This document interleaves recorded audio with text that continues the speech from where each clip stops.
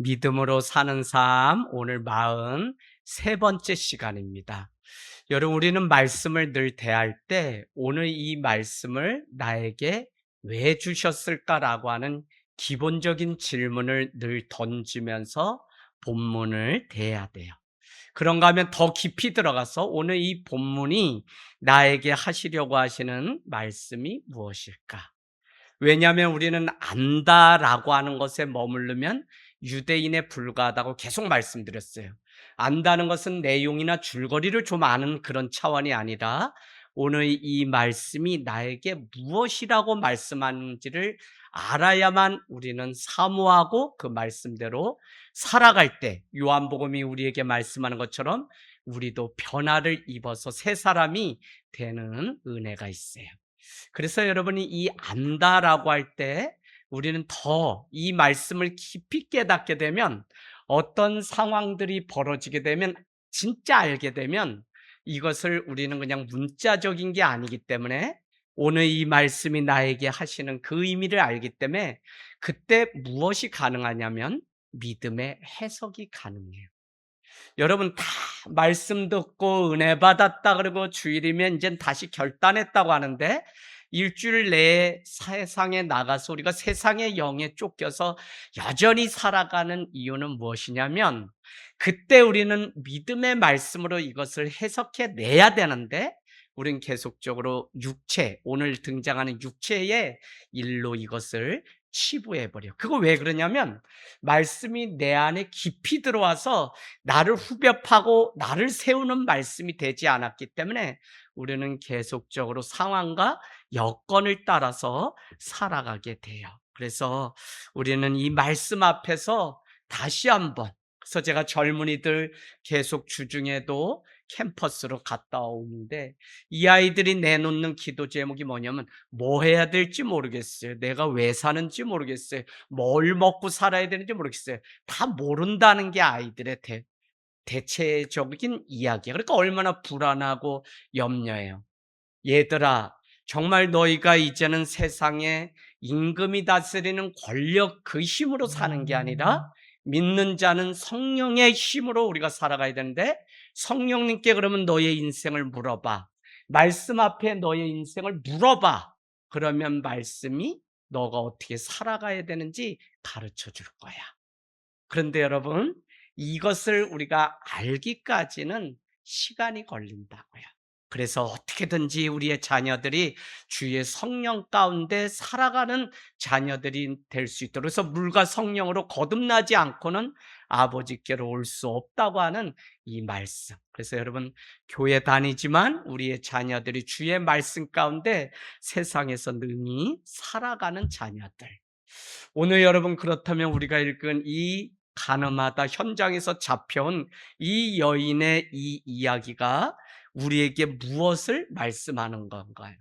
요한복음은 계속 하나님의 아들 예수님이 메시아 구원자라는 사실을 우리에게 가르쳐 주는데 오늘 유대인으로 대표되는 서기관과 바리새인들에게 무엇을 말씀하기 위해서 오늘 이 말씀을 우리에게 하신 거예요. 8장 3절 서기관과 바리새인들이 음행 중에 잡힌 여인을 끌고 와서 예수님께 이렇게 얘기하죠. 모세의 율법에 의하면 간음하다 잡혀온 여인을 돌로 치라고 하였는데 당신 예수님, 당신은 이 일을 어떻게 하겠습니까? 만일 자기들이 믿는 모세의 율법대로 돌로 치지 아니하면 이 사람은 모세의 율법을 어기는 자이기 때문에 오히려 예수님이 돌로 맞아 죽어도 십자가를 져도 어떤 이유도 말할 수 없는 근거를 찾으려고 계속적으로 하죠. 여러분 7장 45절에 아랫사람들은 뭐라 그랬어요? 레위인이면서 성전 경비대원이라 그랬어요. 그들은 계속적으로 예수님을 잡으러 보냈는데 그들이 돌아와서 뭐라고 얘기하냐면 예수님께는 아무 허물이나 트집 잡을 것이 없습니다 라고 얘기했더니 46절 47절에는 바리새인들이 보냈던 그 아랫사람들을 향해서 뭐라고 얘기하죠? 너희도 그에게 미혹당했느냐라고 얘기해요. 여러분 어쨌거나 오늘 예수님을 통해서 잘못된 것을 잡아내고 예수님을 험담하고 죽이려고 하는 자들 중에는 유대인들이 대표적으로 있다는 사실이죠. 그러면 이 사건을 통해서 오늘 우리에게 무엇을 말씀하신다고 주일에 우리가 소그룹 통해서 계속적으로 나눴냐면, 여전히 유대인은 하나님의 집에 산다고 말하고 하나님의 말씀을 믿는다고 말하고 하나님의 뜻을 구한다고 말하지만 나의 집 안에, 내 지식, 내 전통 안에 갇혀서 나의 집만 견고히 세우려고 하는 삶을 살아가는 자라는 거예요. 여러분, 그래서 오늘 또 우리는 정말 나의 집이 무너지지 않으면 우리는 하나님의 집에 갈 수 없는 존재가 우리이기 때문에, 우리는 하나님의 때, 나의 때, 하나님의 시간, 나의 시간, 하나님의 집, 나의 집, 하나님의 영, 세상의 영, 어느 것을 쫓아서 살아가는지를 늘 분별하지 않으면 우리는 그냥 앉아있다 가는 자지 아무 능력이 우리에게 없어요. 그래서 말씀을 듣는 거 여러분 정말 다시 한번 성령 가운데 말씀이 내 가운데 임하는 그 기도를 가지고 우리는 주의 말씀 앞에 서야지, 그렇지 않으면 그냥 졸다가 가는 거예요. 여러분, 오늘 우리는 무너져야, 내가 무너져야, 내가 쌓은 나의 집이 무너져야. 왜 사람들은 무너뜨리질 않냐면 이 집이 나를 보호하고 나의 안식처가 되고 나를 그래서 더 견고하게 이 집을 세우려고 하는 것들이 얼마나 많은지 몰라요. 부부가 살아가면서도 각자가 살아온 나의 집 때문에 다투고 싸우는 것을 보면, 어떨 때는 그게 죽고 살 일도 아닌데 절대 양보할 수 없다고 하며 우리 가문에서 지켜온 그 전통, 내가 그냥 충청도 사람이기 때문에 살아온 그 삶의 방식, 이런 것들을 포기하지 않은 채, 그럼 우린 뭐예요? 우리는 주님의 뜻, 오늘 말씀 앞에서 뭐라고 하는지를 봐야 되는데, 유년 때부터 내가 먹던 그 음식, 먹던 그 방식, 그것만을 고집하면서 살아가려고 하는 나의 집이라는 게 있다는 거예요. 사랑하는 여러분, 내가 무너져야, 나의 집이 무너져야 우리는 영원한 아버지 집에 도착할 수 있어요. 도달할 수 있어요. 오늘 우리에게 말씀 앞에 우리가 세워져서 정말 나의 집이 무너져야 되는 것은, 오늘 해결해야 될 이 숙제를 풀지 않게 되면 우리는 숙제가 계속 쌓아서 내일은 더 큰 숙제를 풀어야 되는, 그러니까 늘 염려와 근심. 그래서 말씀 앞에 우리가 부딪혀서 내가 견고히 지키려고 하는 나의 집이 무너져서 우리는 영원한 안식처가 되는 하나님의 집을 향해서 가야 된다고요. 그럼 유대인들에게 오늘 이 현장에서 잡힌 간음하는 이 여인을 통해서 무엇을 말씀하려고 하냐면, 유대인이야말로 자기들의 전통, 모세 율법, 자기들이 정해놓은 메시아에 대한 그 확고한 자기 집이 있어요. 절대 포기하지 않아요. 심지어 이것 때문에 예수님을 죽이려고 하는 자들이 유대인이라고요. 그러면 여러분, 우리는 오늘 너희가 그렇게 의롭다고? 너희도 죄인이고 너희도 구원받아야 되는 이 사실도 망각한 채 예수를 죽이고 자기 앞에 영원한 집을 준비하는 메시아를 알아보지 못하는 이들에게 가늠한 한 여인을 통해서 뭐를요? 여러분이 자기 집을 깨트려야만 이 내 눈앞에 대화를 나누고 있는 영원한 집이신 예수님을 맞이할 수 있다는 거예요. 그런데 자기의 죄를 보고 있나요? 보지 못하죠. 이 간음한 여인만 죄인이라고 얘기죠. 그래서 예수님 뭐예요? 너희 중에 죄가 없는 자는 돌을 들어서 그 자를 먼저 치라고 할 때 그들은 어른부터 아이까지 젊은이까지 다 그 돌을 놓고 다 집으로 돌아가는 일이 있고, 거기에는 누구만 있었다고요? 9절 말씀 끝이 중요합니다. 예수님과 여인만 그곳에 남았어요. 여기가 어디라고? 여기 지금 성전에서 일어난 일인데, 교회, 성전은 구원하실 예수님과 구원받아의 죄인, 여인만 있는 곳이 성전이고 교회지, 여러분이 이곳에 뭐 다른 것 가지고 왔다면 구원과는 여러분이 무관한 신앙생활을 하는 거예요. 오늘 교회는 뭐냐면 구원받아야 될 죄인이 오는 것이지, 의롭다고 말하는 유대인들이 와서는 절대 구원의 역사가 일어나지 않아요. 그래서 오직 다 돌을 놓고 갔지만 그곳에는 구원자 되시는 예수 그리스도와 구원을 받아야 될 죄인 여인만 남게 되고, 예수님은 나도 너를 정죄하지 않으니 여자야 일어나서 누구도 너를 정죄할 수 없으니 이제 자유의 몸이 돼서 가라고 얘기해요. 그럼 무슨 얘기일까요? 이 땅에는 의인은 없나니 하나도 없다는 이야기인 동시에, 여기에는 유대인 너희들도 하나님의 구원 가운데 들어가지 않으면 너희가 지키려고 했던 자기 집이 결국은 너희를 지키는 게 아니라 하나님의 집으로 가지 못하게 하는 방해물인 것을 우리에게 알려줘요. 집사님, 어떨 때는 사실 믿음 생활하는데 이 환경, 이 사람, 저 사람 때문에 우리가 하나님 앞에 못 간다. 그중에 대표적인 게 남편 때문에 그렇다는 거예요. 근데 가만히 생각해 보세요.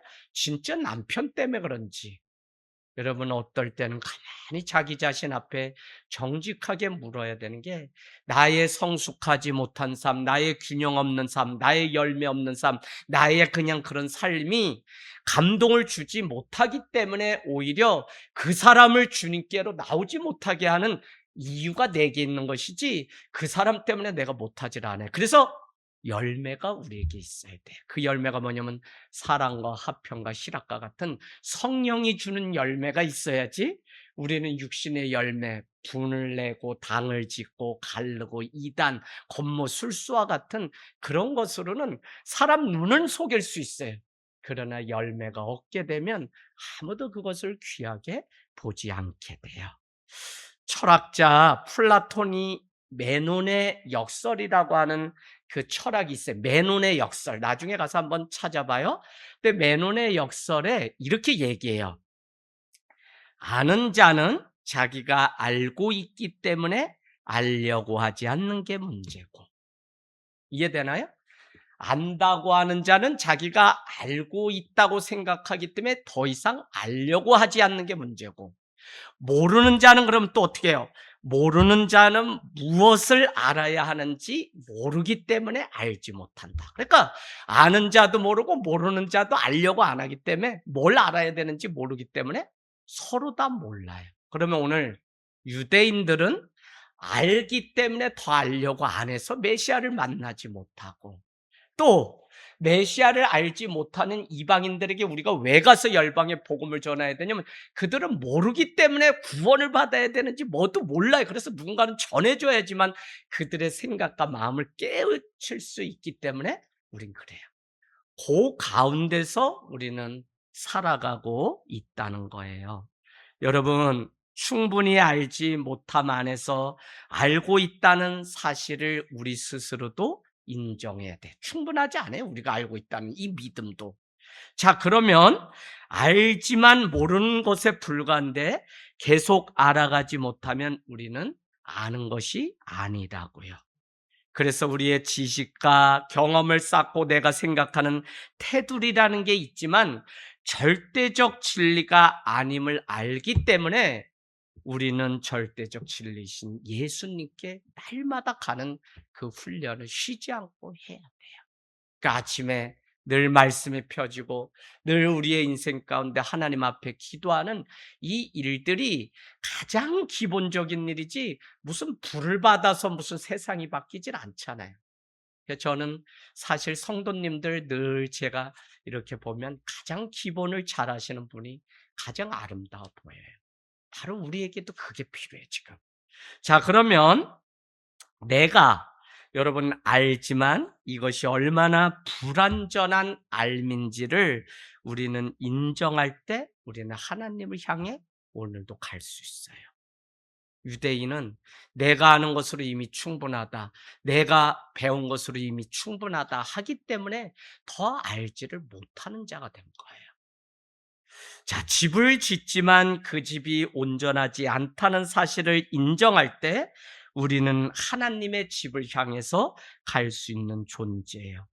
몸만 가고 바리새인과 서기관처럼 된다면 우리는 마음을 다해서 아버지의 손길을 필요로 하지 못하게 돼요. 마치 아버지의 집은 죄인들이 바라는 그 구원의 손길을 향해서 바라는 자만 갈 수 있는데 우리도 모르게 이 구원이 내게 필요한 것조차도 모른 채 우리는 늘 살아가게 돼요.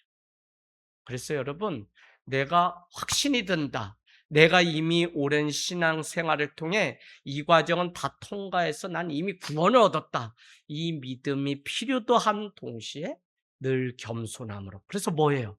내가 아는 진리가 여전히 불충분하며, 내가 아는 이 믿음이 여전히 부족하며, 내가 지은 이 집이 언제라도 무너질 수 있다고 하는 이 사실을 인식할 때 우리는 하나님을 향해서 날마다 믿음의 경주를 할 수 있어요.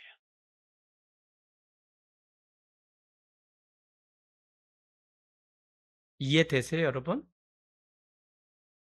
참 하나님의 나라는 결국은 겸손한 자가 갈 수 있어요. 근데 그 겸손이 바닥까지 낮아져서 나로는 아무것도 할 수 있는 것이 없다고 하는 그 경험들이 우리에게 있으면 있을수록 우리는 그 겸손이 끝까지 더 가는 것이지, 여전히 우리에게 이 교만이 살만할 때 살아나서 내 집을 만드는 일에 더 바쁜 우리 자신의 모습을 보게 돼요. 여러분, 이 사실을 우리가 안다면 우리는 다 연약하고 다 실패할 수 있고 다 무너질 수 있어요. 내가 지은 집은 완전하지 않기 때문에. 그래서 여전히 오늘 이 여인을 향해 예수님이 말씀한 것처럼, 여자여, 아무도 너가 부족하고 너가 실패하고 현장에서 돌로 맞아 죽을 정도의 죄를 지은 간음한 여인이라고 해도 너를 정죄할 자가 없다. 여기 있는 유대인이나 너나 다 하나님의 구원을 필요로 하는, 자기의 의와 율법으로는 완성할 수 없는 하나님의 구원이 필요한 자이니 여자여 일어나서 너의 인생을 걸어가라고 말씀하신 거예요. 여러분, 참 그러고 보면 우리가 정죄할 수 없죠. 늘 사랑하고 다시 기다려주고 다시 세워질 수 있는 은혜만 있습니다. 자, 그러면 임마누엘이라고 하는 뜻이 뭐죠? 내가 너와 함께 하신다. 그럼 임마누엘의 하나님은 어디에 계시냐면 우리와 함께 계시다가 다시 아버지 집으로 가시고 그곳에 우리를 초대하시는 마지막 구원의 날이 있는 거예요. 그러면 우리는 완성된 아버지 집에 가기 위해서 이 땅 가운데 지금 있는 거예요. 우리가 이곳에서 그 집을 맛보도록 하나님은 자신의 영, 성령을 보내셔서 말씀을 주셔서 깨닫게 하시고, 말씀을 통해서 예수님을 바라보게 하시고, 말씀을 통하여 우리의 존재가 아버지의 집이 되어 가도록 역사하고 계신 거예요. 그 일을 누굴 통해서 하냐면 성령을 통해서 하세요. 그래서 이제 요한복음 뒤로 가면 계속적으로 성령에 대한 말씀으로 이제 맞춰지게 돼요. 여러분, 물과 성령으로 거듭나지 않으면 구원받을 수 없다고 했던 니고데모에게 하셨던 그 말씀의 실체가 무엇인지 우리에게 보여주세요. 성령을 우리가 입고 있을 때 거기가 아버지의 집이 되고, 성령을 통해서 우리는 말씀을 깊은 것까지 깨닫고 하나님이 원하시는 그것이 무엇인지 알 때 우리는 그 집을 떠나지 않으며 끝까지 아버지가 초대해서 마지막 기다리고 계신 집이 있죠? 그곳까지 우리는 완주해서 갈 수 있어요. 여러분, 내 생각과 선입견과 내가 구축한 삶의 조건들이 절대적이 아니라는 그 사실, 누구도 내 집에 들어오면 안 된다는 나의 집을 경고하게 하려고 하는 그 고집이 얼마나 어리석은 것인지, 우리의 겸손은 항상 내가 옳다는 생각을 버리고 항상 나도 틀릴 수 있다는 생각을 가질 때 하나님의 집 안에 갈 수 있어요. 유대인들은 이게 안 돼요. 근데 여러분, 하늘 땅 교회의 정신을 바로 아는 사람들은 땅에서도 하늘을 동시에 지금 여기서 나부터 살아가겠다고 우리는 종말론 신앙을 가지고 살아가야. 그래서 오늘 여기에 있지만 우리는 하늘을 동시에 살아가는 자들이에요. 그게 뭐냐면 여기에 있지만 하나님의 집을 여기서 누리면서 살아가기로 결단한 자들이 하늘 땅 교회에 온전한 정신, 예수신앙 예수정신을 가지고 살아가는 성도예요. 여러분 한번 나중에 가서 경청이라고 하는 단어를 찾아보세요. 여기서 우리가 다른 사람의 말을 주의 깊게 듣다라고 하는 경청의 청자는 왕자, 우리 왕자 아시죠? 왕자와 들을 귀자가 합쳐진 한자인데 경청이라는 단어는 왕이신 예수님의 말씀을 듣는다는 의미가 내포되어 있다고요. 왕으로 우리는 여기고 그분의 말씀을 듣는 게 청이라고 하는 단어예요. 내 집을 구축하는 사람들의 특징은 뭐냐면 자신이 그 집의 왕으로 살려고 하기 때문에 문제인데, 내 집에 주님이 왕이 되시옵소서라고 하면 솔로몬이 주여 저에게 듣는 마음을 주시옵소서라고 고백했던 것처럼 왕이신 하나님의 말씀을 듣고 그분 앞에 나가려는 자로 바뀌게 돼요. 집사님, 오늘 주님이 뭐라고 하셨어요? 집사님, 네. 주님이 오늘 뭐라고 말씀하셨어요? 아니, 오늘 살아가는 동안에 아침에, 아니면 하루. 어, 그러면 실패한 거야. 여러분, 진짜 이건 가벼운 얘기가 아니라 우리가 하루 밥을 먹고 살아가는데, 그럼 내가 하루 길을 가고 무엇을 사람을 만나고 또 종교적인 행위를 다 했을 거예요. 말씀 없이 하면 종교적 행위예요. 근데 그 말씀이 성령이 나를 이끄심을 민감해야 돼, 지금은. 여러분, 저도 제가 요새 괴로운 게 시대를 보고 뭘 보면서 예민하고 민감해서 때로는 제 자신이 괴로울 때도 있어요. 왜? 주님이 원하시는 뜻이 계속적으로 하시는데 그것을 어떻게 이루어 드려야 될지 고민하는 과정 때문에 민감함이 괴로울 때도 있어요. 그런데 여러분, 정말 민감해서 내가 성도면 거룩하신 주의 말씀이 뭐라고 하는지 그것을 가지고 오늘 살아야 되고, 성령이 이끄시는 것에 우리는 순종하면서 살아야만 오늘 하루를 주님과 우리는 동행한 삶. 그러나 노아는 하나님의 은혜를 입었더라. 그러나 에녹은 하나님과 동행하시더라. 여러분, 계속적으로 사람을 지으시고 한탄하는 그때에 털컥 한 번씩 금을 긋고 다시 시작할 그 소망을 주었던 게 뭐냐면 노아는 은혜를 입고 에녹은 동행했다고 하는 그 말씀을 통해 여전히 하나님이 우리를 붙들고 계심을 우리는 알게 돼요. 이 과정들이 우리에게 없으면 우리는 종일 육신은 살았다함의 이름은 가졌을 수 있지만 우리는 여전히 죽은 자의 삶을 살아가는 거예요.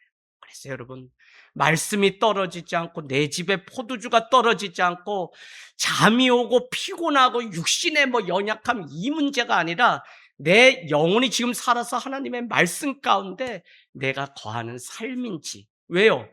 하나님의 집은 하나님의 말씀이 있는 곳이에요. 그래서 6월에 우리가 법궤가 계속적으로 회막과 성전이 옮겨질 때마다 전쟁 가운데 가장 그 중심에 가지고 가서 안치해 두었던 게 뭐예요? 법궤잖아요. 항아리, 쌍난 지팡이, 십계명과 같은 것들이 들어있는 법궤, 하나님의 영광, 하나님의 임재를 상징해요.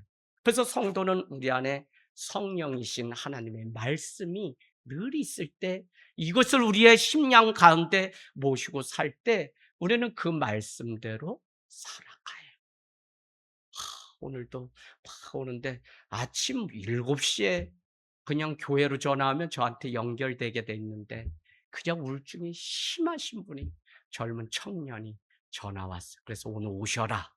그랬더니 또 낮에 한 분이 기도로 오시는데 오늘은 맞닥뜨렸어요. 저도 한 번은 번호만 알려주는 게 아니라 맞닥뜨려서 이분이 목소리 들으면 우울증 심한 걸 아니까, 그래서 하나님, 요새 기도하거든요. 그냥 기도하고 우리 교회가 치유하고 열방을 회복시키는 사역을, 이제는 그냥 여러분, 이 마지막에는 우리의 영이 혼미해서, 이 혼미 정도가 아니라 다 정신질환을 앓고 막 이러잖아요. 우리 주변에도 보면. 그러면 여러분, 교회가 예수 보혈로 고쳐야 되는데 심지어는 이 일로 귀신 들린 자가 얼마나 많아요. 깃발 깃대가 다시 얼마나 동네에 많이 늘어났는지 몰라요.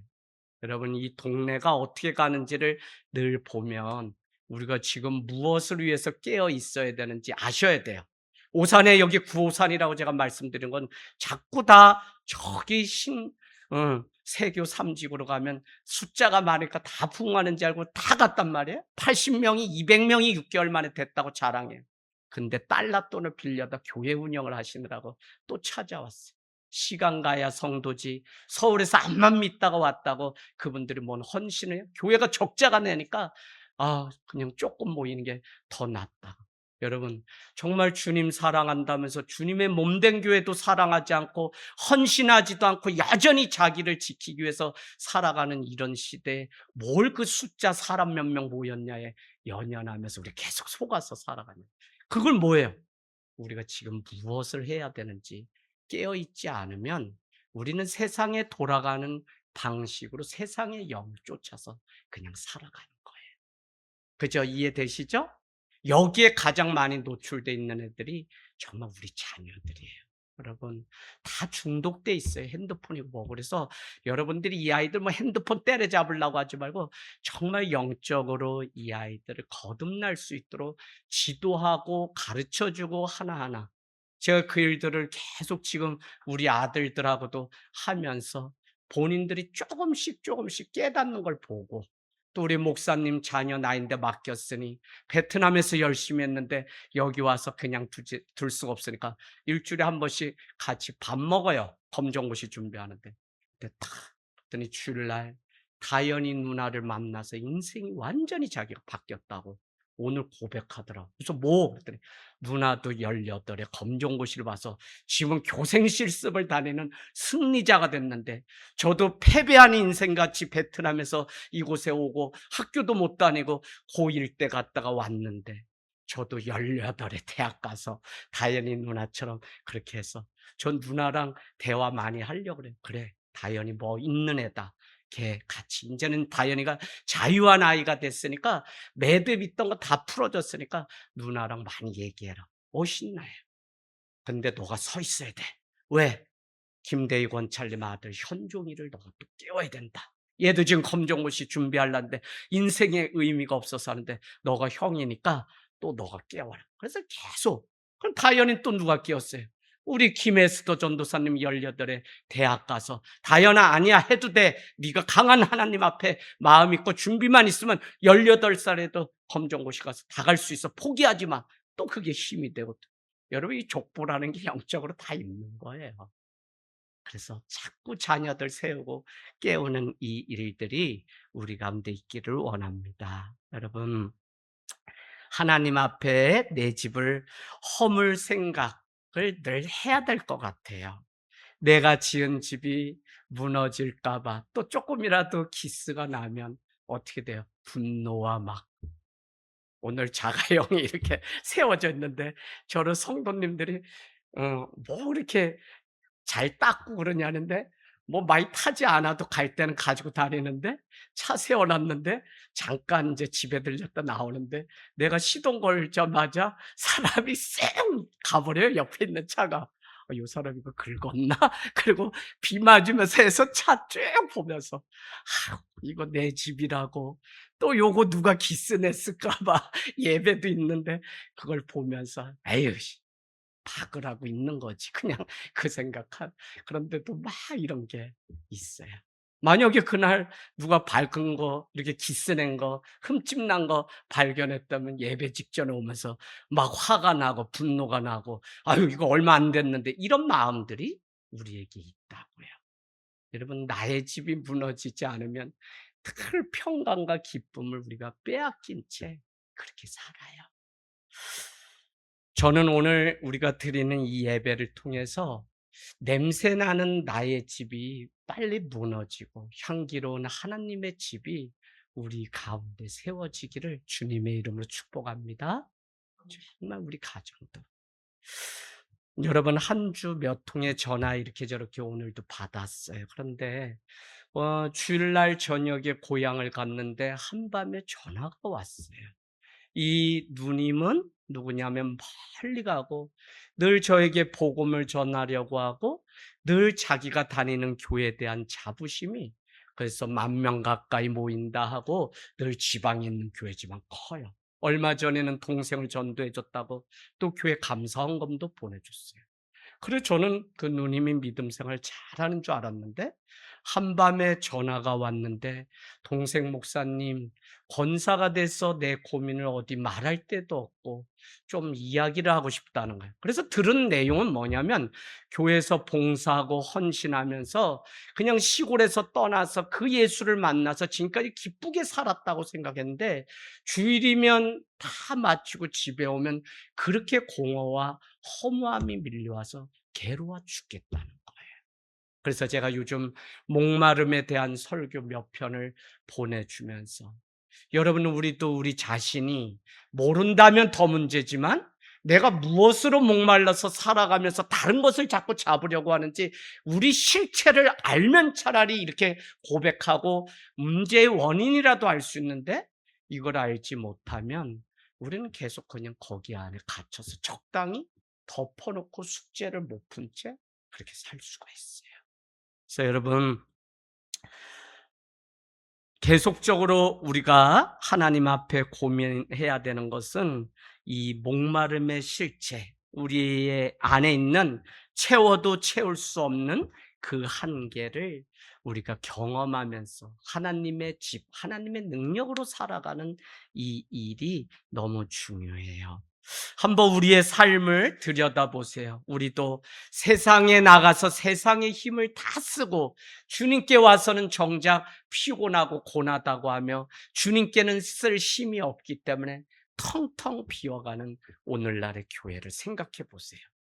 이건 균형이 없는 것이고 하나님의 집에 살고 하나님을 믿는다고 하지만 하나님이 없는 채 세상에 우리의 힘과 에너지와 모든 것을 다 청춘을 바치는 어리석은 삶일 수가 있어요.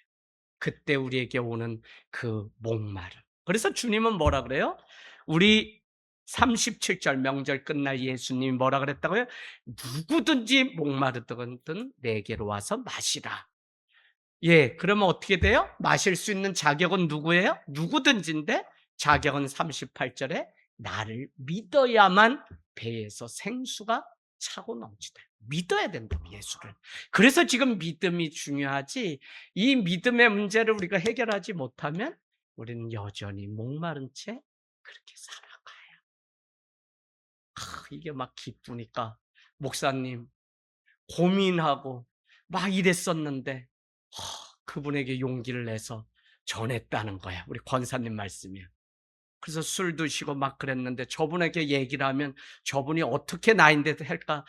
그냥 1, 2년 막 그랬어요. 근데 요새 은혜가 하나님이 주시니까 그냥 그 앞에 계신 그 남자 우락부락한 분에게 전했더니 그분도 교회를 다니신다고 얘기해서 외모로 우리가 판단할 것이 아니라 그 안에 정말 예수의 하나님의 집이 있는지를 우리도 보기를 원해요. 여러분 오늘 정말 현장에서 간음해서 잡혀온 그 여인을 향해서 누구든지 죄 없는 자가 돌을 들어 치라고 얘기하고 돌을 들어 치는 자였다면 그는 자기는 의롭다고 여기는 자였겠죠. 그러니 결국 어둠을 몰고 왔다가 몰고 왔던 모든 자들은 돌을 내려놓고 돌아가게 되고 그 자리는 비로소 예수 그리스도의 빛이 채워지게 된 거예요. 그러지 않았다면 오늘 자기의 의로움 때문에 자기의 집을 지었던 이 유대인들은 돌을 들어서 사람을 죽였을 거예요. 그러나 그들은 다 돌아갔을 때 그곳에는 빛이신 예수님과 구원받아야 될 그 여인만 남게 되었다는 거예요. 아마 오늘 이 여인은 자기의 어두운 인생이 빛 가운데로 비로소 갔다고 하는 그 확신이 그 안에 들었을 겁니다. 그러면 지금까지 정리해보면 떡 5덩어리로 예수님은 뭐라고요? 나는 생명의 떡이라고 자기 정의를 내렸어요. 그런가 하면 실로암의 초막절에 물을 제단에 붓는 그 일을 통해 나는 영원히 목마르지 않는 생수라고 얘기했어요. 그러면 오늘은 뭐라고 얘기했죠? 예수님은 나는 12절 세상의 빛이다. 생명의 빛이라고 자기를 말씀하고 있어요. 여러분, 초막절 3대 절기 중에 중요한 날인데, 초막절에는 그 물을 제단에 붓는 일이 있고, 거기에는 또 뭐가 있냐면 마지막 날에 4개의 등불을 밝히게 돼요. 그러면 그 등불을 밝혀놓고 손에 횃불을 든 채 그곳에 모인 사람들이 이렇게 외쳐요. 뭐라고요? 우리의 두 눈은 태양을 향하지 않고 우상을 향하지 않고 오직 여호와를 향합니다라고 노래하며 고백하면서 초막절의 마지막 날 잔치를 보내게 돼요. 등불 빛은 온 도시를 밝히게 되는데, 이와 같은 예식, 의식들은 과거, 현재, 미래를 꿰뚫는, 시공간을 초월하시는 하나님의 은혜가 있어요. 제가 여러분께 계속적으로 말씀드리는 이런 것들이 정리가 좀 될 필요가 있는데, 오늘 예배 현재 드리지만 2000년 전에 나를 위해서 죽어주신 십자가의 그 사건을 기억하고 감사하고 재현하고, 나도 그와 같이 십자가를 지겠다는 재현이 있는 게, 그러니까 현재 예배드린데 2000년의 과거 사건이 오늘의 사건으로 우리는 기억되는 게 예배 시공간을 초월한다. 그런가 하면 우리는 성찬식과 같은 것을 통해 미래에 맛볼 천국의 잔치를 미리 맛으로 보는 천국 잔치. 그러니까 오늘 예배하지만 과거, 현재, 미래가 다 통달되는 일들이 있어요. 그러면 오늘 이 초막절에 밝힌 등불은 과거 광야 가운데서 정말 그 불기둥으로 우리를 인도하였던 하나님의 은혜를 기억하고, 오늘 우리 가운데 임하신 예수 그리스도의 빛, 그것뿐만 아니라 영원한 빛으로 인도하실 미래적 그 사건이 그곳에 있기 때문에 우리는 오늘 우상이 아니라 여호와 하나님을 향하겠습니다라고 하는 고백을 드리고 있어요.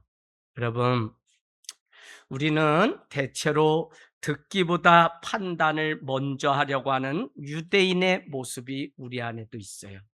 판단 속에서 우리는 들으려고 해요. 무슨 얘기냐면, 뭘 듣는 일이 무엇인데 듣기도 전에 우리는 판단하려고 하는 습성이, 오늘 유대인이 뭐예요? 난 세상의 빛이다 라고 얘기해요. 그러나 13절 가보세요. 바리새인들이 예수님의 얘기를 듣고 이렇게 얘기합니다.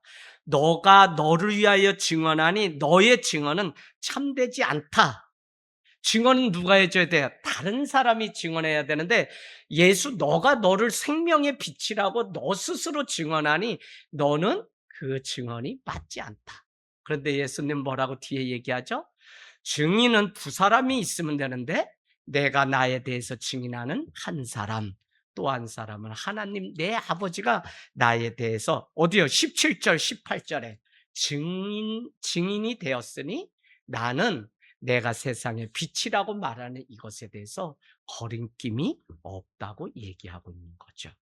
그래서 여러분, 그냥 이게 잘 들으면 되는데 바리새인들은 듣고 판단하는 게 아니라 판단하며 들으려고 하기 때문에 오늘 제대로 못 듣고, 못 듣기 때문에 제대로 판단하지 못하는 모습이 있어요. 이건 뭐 살아가면서 우리도 여전히 겪는 문제죠. 이제 말씀을 마치려고 하는데요, 바리새인들은 예수님의 말씀이 참되지 않다고 말한 거죠. 그래서 13절에 어찌 너가 너에 대해서 증언을 하고 참되다 하냐? 참되지 않다고 얘기하죠. 그러나 여러분 이거 아세요? 사방이 어두울 때는 어떻게 해요? 빛이 스스로 자신을 드러낼 수밖에 없어요. 사방이 어두워서 증언을 해줄 수가 없을 때는 빛이신 예수님이 자신을 스스로 드러냄으로 인해서 이것이 생명이고 여기에 빛이 있다라고 하는 이 사실을 드러낼 수밖에 없어요. 예를 들어볼게요. 남편이 뭐 믿음이 없어서 자꾸 핍박할 때는 어떻게 돼요? 내가 믿는 하나님에 대해서 내가 증언. 그 사람은, 남편은 뭐예요? 너가 믿는 그 하나님 나 믿지 않겠다고 하는데도 내가 또 증언해야 되는 것과 같이 그런 일들이 오늘 예수님이 하셨다는 거예요. 자, 그래서 예수님은 자신에 관한 말씀들이 허풍이 아니라 명백한 일임을 오늘 우리에게 말씀하시고, 문제는 무엇이냐면, 문제는 듣는 자들 안에 있는 두려움과 의심 때문에 예수님과 바리새인들의 근본적인 판단 기준이 다른 모습들을 보여줘요. 그게 뭐냐면 바리새인들의 그 기준은 뭐였냐면 15절에 뭐라고 돼 있죠? 너희는 육체를 따라 판단한다. 육체 동물이지. 나는 아무도 판단하지 않는다. 여러분 육체가 뭐예요? 육체에 판단한다. 육체는 내 몸에 새겨진 뭘까요? 판단하는 근거, 그러니까 생겨진 방식이나 어떤 전제를 우리는 육체라고 얘기할 수 있겠죠. 세상 내가 살아가는 어떤 방식, 이게 육체겠죠. 그러니까 유대인들은 그 육체, 내가 살아온 방식, 내가 정해놓은 그 전통, 이런 것으로 오늘 판단의 기준을 삼고 예수님은 그것으로 나는 판단의 기준으로 삼지 않겠다는 거예요. 그래서 여러분 자기가 정해놓은 그것에 벗어나면 그들은 분을 내며 예수를 죽이려고 하는 일들을 볼 수 있어요. 육체로 판단하면 절대 연합이라는 건 있을 수가 없어요. 우리도 여러분 무슨 일을 하고 이번에 또 작은 교회들이 연합해서 수련회를 해보려고 하는데 우리가 계속 기도하자 그래요. 그래서 예배 때마다 우리 기도하자. 몇 명이 오든지 이거는 신경 쓰지 말자. 일단은 정말 이번에는 이제 진짜를 우리가 세우지 않고 아이들이고 성도고 진짜를 세우지 않으면 안 되니까 우리가 정말 진짜 주님의 제자를 세우는 시간이 되게 해달라고 기도하면서 우리 준비합시다 하고 제가 제언을 했어요. 여러분 기도해 주세요. 2박 3일입니다. 정말 아이들 다 잘하는 것 같지만 세상에 대학 가고 뭐 하니까 세상이 너무 크게 보여서 애들이 그렇대서 무슨 세상을 막 쫓아가는 것도 아니에요, 우리 애들이. 그런데 보면 세상이 너무 크니까 그 안에서 주눅이 들어서 믿는다는 것이 아무 능력이 되지 않는다는 자괴감 가운데 빠져 있더라고요. 그래도 어제 갔더니 나는 사람들 앞에서 내가 믿는다고 얘기했대요. 그랬더니 많은 사람들이 너는 어떻게 믿는다고 이 사람들 앞에 얘기하니? 그래서 아니 나는 그냥 믿는 게 내 삶인데 그렇게 얘기했더니 나도 사실은 모태신앙인데 코로나 때부터 교회를 안 나가 하는 아이들이 5명이 와서 자기한테 얘기하더래요. 그러면 너네 학교에 너네 과에 몇 명이나 있니? 했더니 한 2명 정도가 교회 다니고요. 50명 중에 없다는 거예요. 여러분 현실이 지금 그런 상황. 그래서 정말 젊은이들, 우리 가정부터 자녀들 세우기로 작정하지 않으면요. 이제 점점 아무도 없게 돼요. 이 오산 땅에 예배가 선포되고 예배자를 세우고 선교를 왜 한다고요? 그곳에 예배자를 세우기 위해서 선교하고 우리가 왜 교육한다고요? 참된 예배가 무엇인지 가르쳐야만 참된 예배라니까 교육이 필요해요. 그래서 교회 존재 목적은 다른 거 아니라 예배. 예배가 온전해지잖아요. 지나가던 사람이 우리가 예배하면 다 이곳에 사모하고 들어와서 같이 예배하고 싶지. 그래서 여러분 정말 집사님들 우리 성도님 다른 거 잘하라고 해본 적도 없고 여러분 정말 예배 가운데 승리하는 삶이 되기를 원합니다. 16절 만일 내가 판단하여도 내 판단이 참되니 이는 내가 혼자 있는 것이 아니라 또 뭐라 그래요? 나를 보내신 이가 나와 함께한다. 계속 얘기하죠. 요한복음은 하나님이라고 얘기 안 하고 나는 나를 보내신 이가 보여준 것을 내가 행하는 것이다. 나를 보내신 이를 공경한다면 나를 아들인 나를 공경하는 거고 나를 공경하지 않으면 결국 너희들이 믿는다는 하나님 나를 보내신 이도 너희들이 공경하지 않는 것이다. 라고 계속 나를 보내신 이. 자, 오늘 하나님의 뜻에서 벗어나서 자기들의 율법을 만드는 것은 빛을 어둠에 가두는 일이에요. 그들은 어둠의 법으로 생명의 예수님을 판단하는 기준을 어둠으로 잡았다고요. 그러나 그들의 율법을 제대로 배우고 그들이 율법을 제대로 배우고 율법을 제대로 알았다면 그들은 어떻게 했을까요? 율법이 말하는 대로 살았을 텐데 가령 모세가 율법을 통해서 뭐에 대해서 증언하였다고요? 나에 대해서 증언하였다는 거예요. 그게 어디 나와요? 5장에 가보세요. 뭐라고 얘기합니까? 어디에 나오죠? 여러분, 5장 39절 너희가 성경에서 영생을 얻는 줄 생각하고 성경을 연구하거니와 이 성경이 곧 내게 대하여 증언하는 것이라. 그러니까 말씀을 그렇게 해박하게 한다면 너희는 다른 거 말고. 그러니까 무슨 얘기예요? 오늘 그들이 율법을 제대로 정말 자기들의 말대로 알았다면 율법을 통해 누구를 발견하는 거예요? 예수님을 발견하는 거예요. 빛을 통해서 우리는 뭐를 발견해요? 예수님을 발견해요. 그래서 여러분, 어둠에 사는 게 아니라 우린 날마다 그 집사님 진짜 우리 보면 어둠이 뭐 맨날 오지 우리한테 막 달라붙어서 지금도 늘 있는데 그래도 오늘 웃으면서 이 자리에 우리가 또 예배를 선택하고 나올 수 있는 것은 이 싸움 가운데 빛이 우리 안에 들어오고 빛이신 주님이 우리의 생각 안에 들어오니까 고단하고 피곤해도 또 빛이신 주님으로 채워서 가는 이게 하나님 나라의 일이에요. 그래서 여러분 주님 앞에 예배하는 자가 살고 예배하는 자가 하나님의 말씀 주님의 뜻을 알고 그러니까 자꾸 우린 뭐예요? 예배해라 예배라. 아우 지겹다 그지? 아우 교회는 뭐 맨날 예배해라 뭐 해라. 우린 뭐 하라는 것도 없어 우리 교회는. 그 예배는 정직하게 하나님 앞에 정말 해야 우리가 마지막 때 구원에 조금이라도 가서 지치지 않는 그 능력이 있다는 생각입니다. 여러분, 우리는 율법을 제대로 배우고 그 말씀이 가리키는 방향을 온전히 알게 되면 율법 안에서 예수님을 발견하게 되고 예수님 안에서 결국은 무엇을 발견할까요? 예수님 안에서 결국은 지금 이 유대인들에게 얘기하는 거잖아요. 어? 하나님을 발견하지.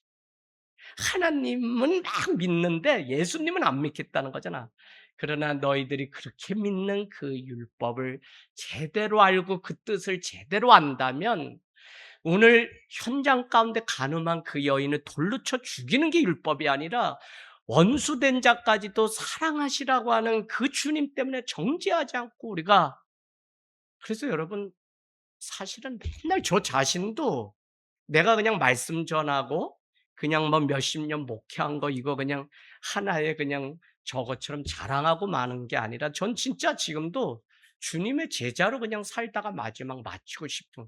근데 그 제자가 뭘로 하느냐면 목회로 제자로 되는 과정 속에 난 날마다 이 말씀 볼 때마다 제 자신이 보여요. 제 자신이 얼마나 허물 많고 뭐한지. 그러면 어떻게 돼요? 그냥 오늘도 이 말씀을 통해서 하나님의 뜻을 발견하게 되면 이 말씀을 제대로 안다면 그 말씀 안에서 예수님을 그 말씀이 가리키는 그 방향을 쫓아가면 예수님을 만나고 결국은 유대인들아 그 예수님 안에서 우리는 하나님을 발견하는 거지. 이해되시죠? 참 이게 말씀이요. 난 요한복음을 볼 때마다 어떻게 이렇게 꼼짝 못하게. 그래서 막 깨닫고 또 어느 날 이 주석서를 막 7개, 8개 보고 일주일 내내 공부하는데 얼마나 신나는지 몰라. 근데 그 진리를 깨달을 때마다 마음에 막 이게 막 너무 기뻐서 저녁에 얼마나 기다리는데 저 예배 이렇게 사모하면서 기다린 적이 없어요. 그리고 정말 여러분도 같은 마음으로 듣고 같은 마음으로 하나님 보고 예수님 보기를 원합니다. 오늘 18절 내가 나를 위하여 증언한 자가 되고 나를 보내신 아버지도 나를 위하여 증언하리라. 만일 우리가 이 말씀을 믿는다면 우리가 예수의 이름을 부를 때 그 자리에 용서가 간음한 여인을 용서하고 사랑을 택하는 일이 있게 되겠죠. 우리는 어느새 아버지 하나님을 알게 되고 만나는 일이 있게 됩니다. 19절 너희는 나를 알지 못하고 내 아버지도 알지 못하는도다. 나를 알았더라면 내 아버지도 알지 않았겠냐. 아까 율법을 바로 알았다면 율법이 가리키는 예수님을 알고 예수님을 만난다면 내 속에 너희들이 만나고 싶어하는 하나님도 계심을 알지 않았겠냐라는 말씀이죠. 그런데 여러분 종종 나는 옳고 너는 틀렸다는 판단으로 이 율법을 사용하기 때문에 문제예요.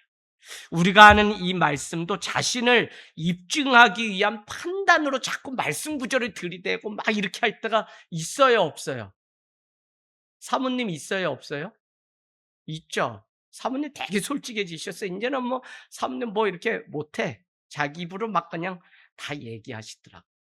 아우 저거 뭐 이렇게 하면 뭐 차라리 가서 연자매트 목에 매고 뭐 그냥 죽는 게 낫다 그랬는데 막 여기까지 저러다 죽지 저러다 죽지. 내가 교회 가지 않은데 저렇게 자꾸 뺀질뺀질 그러다 저러다 죽지. 이러면서 자기가 다 판단해 버리고 이러니까.